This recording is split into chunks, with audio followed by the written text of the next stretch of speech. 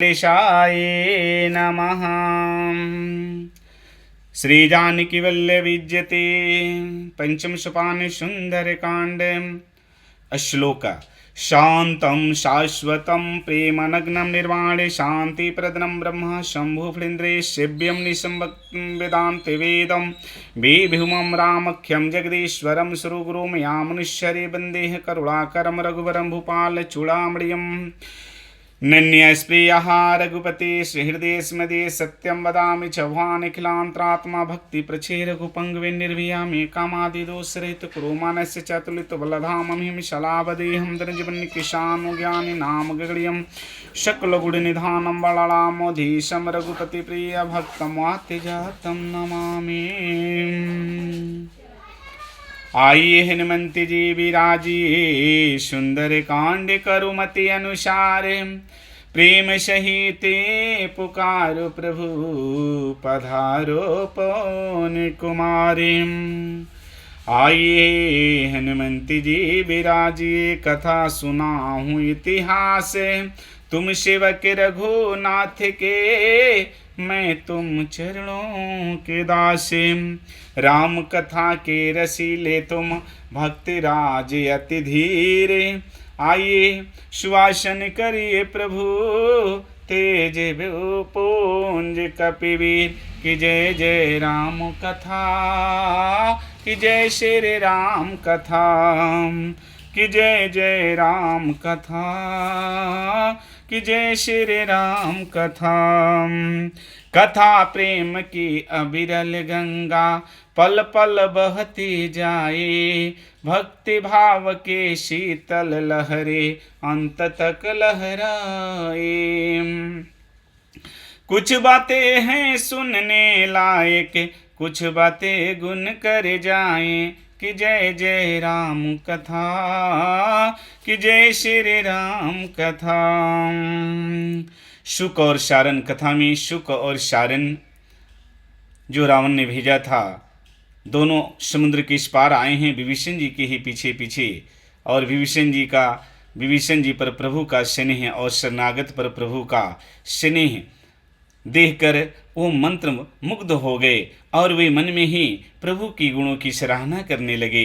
कहते हैं प्रगट बखान ही राम सुभाऊ अति सा प्रेम गा बिसरी दुराऊ रिपु के दूता कपिनत बजाने सकल बधी कपिस पहियाने। वो दूत प्रभु के प्रेम में इतना मग्न हो गए कि उन्हें अपना दुराव अर्थात उनका जो कपट वेश जो उन्होंने बानर का वेश बना रखा था उनका कपट दूर हो गया। वे असली वेश में आ गए और जय श्री राम का नाम का जाप का ये प्रभाव पड़ा कि उनका जो कपट था वो दूर हो गया अर्थात वो अपने स्वरूप में आ गए। तो बानरों ने जाना कि ये तो राक्षस हैं शत्रु के दूत हैं। उनको बांध कर राजा सुग्रीव जी के पास ले आए पकड़ कर। कहते हैं कह सुग्रीव सुनहु सब बान रे अंग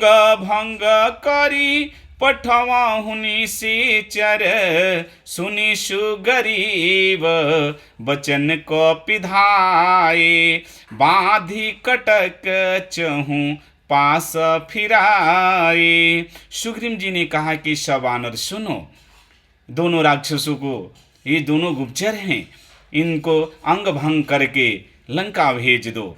सुग्रीव जी के वचन सुनकर वानर लो दौड़े हैं और दोनों दूत यथा शुक और सारन को बांधकर सेना के चारों तरफ घुमाए। अरे बहु प्रकार मरण को पिलागे दीना पुकारत तदपि न त्यागे जो हमार हर नासा काना तेहि कौशल्या धीस के नाम।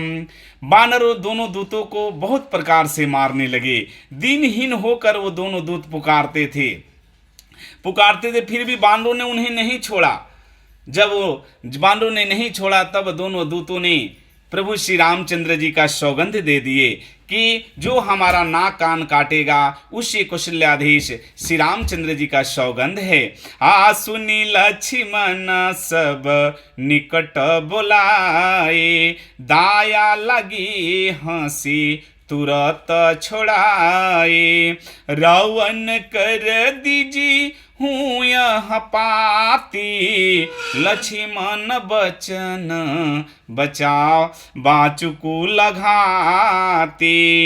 यह सुनकर दिन हुन पकाड़ कर जब दूतों ने कहा कि जो हमारा नाक कान काटेगा उसे कौशल्याधीश श्री रामचंद्र जी का सौगंध है, यह सुनकर लक्ष्मण जी ने सबको निकट बुलाया और लक्ष्मण जी को उन सुख और सानंद पर बड़ा दया लगी।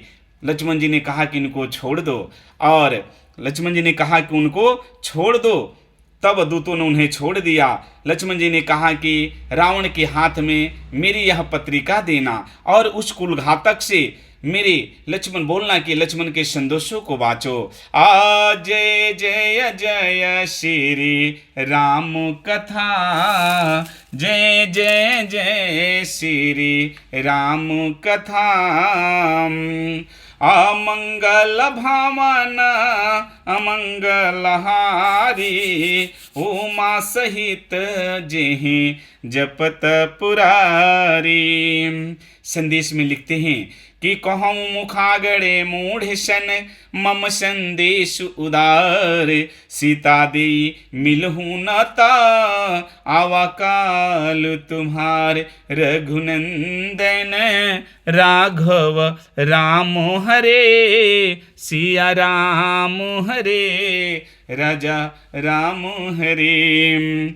लक्ष्मण जी कहते हैं कि मेरा यह जुबानी जो पत्र है रावण को देना, और जुबानी ये संदेश कहना कि उस मूर्ख से मेरी जुबानी है उदार भरा यानी कृपा से भरा संदेश कहना है कि सीता जी को देकर उनसे यानी श्री राम जी से मिल लो, नहीं तो तुम्हारा काल ही आ गया है, ये समझ लो। हे रावण आ तुरत नहीं लछे मन पद माथा, चले दूत बर नत गुण गाथा।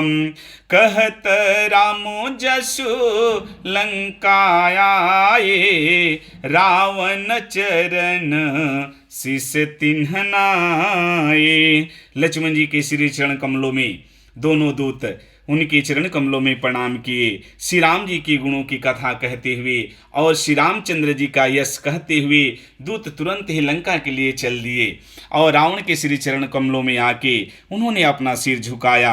आ बिहसी दसानन पूछी बाता, कहसी न सुख अपनी कुशलता।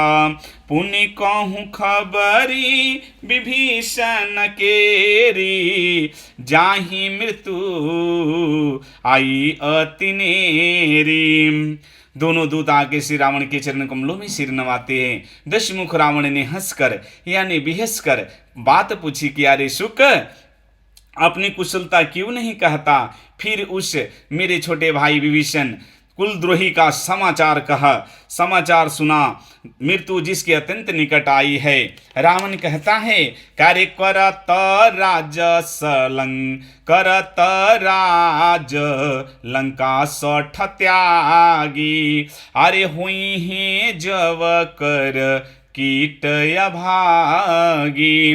पुनि कहूँ भालू किस कटकाई, कठिन काल प्रेरित चली आई। रावण करता है मूर्ख है मेरा भाई, मूर्ख ने राज करते हुए इस लंका का राज करते हुए लंका का त्याग कर दिया।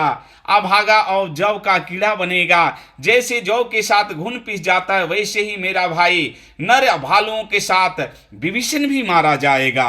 फिर भालू और बानरों के सेना का हाल कह सुक, जो कठिन काल की प्रेरणा से लंका तक चली आई है।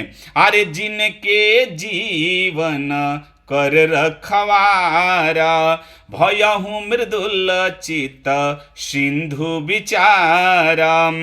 कहूँ तपसीन के बात बहोरी, जिनके हृदय तासे अति मोरी। रावण कहता है कि जो काल की प्रेरणा से लंका तक चले आए हैं और जिनके जीवन का रक्षक कोमल चित वाला ये बेचारा समुद्र बन गया, अर्थात उनके और राक्षसों के बीच में यदि समुद्र ना होता तो अभी तक मेरे राक्षस उन्हें मार मार कर खा गए होते। फिर उन तपस्वियों की बात बता जिनके हृदय में मेरा बड़ा ही भय है। आ बंदहु गुरु पद पदुम परागम, आसुरचि सुबास सरस अनुराग, जेहि विधिनाथ हुई ही तमोरा, करहूँ सुबेगी दासी में तोरा। कि भई भेट के फ्री गए सर्वन सूझ सुनि मोरे, कहसी न खल कहसी न रिपुदल, कहसी न रिपुदल तेज बल, बहुत चकित चिते तोर। रावण कहता है कि उनसे तेरी भेंट हुई, या रावण का नाम सुनते ही, कानों से सुनते ही वे लोग अपने अयोध्या को लौट गए। सेना का तेज और बल हे सुख तू बताता क्यों नहीं है? तेरा चित्त बहुत चक्का हो गया, तू कुछ बोल ही नहीं रहा है। इतना देर से मैं बोल रहा हूँ, तू कुछ बोल क्यों नहीं रहा है? आ श्री राम जय राम जय जय राम, जय जय विघ्न हरन हनुमान। जय श्री राम, राम राम सीताराम, जय श्री राम।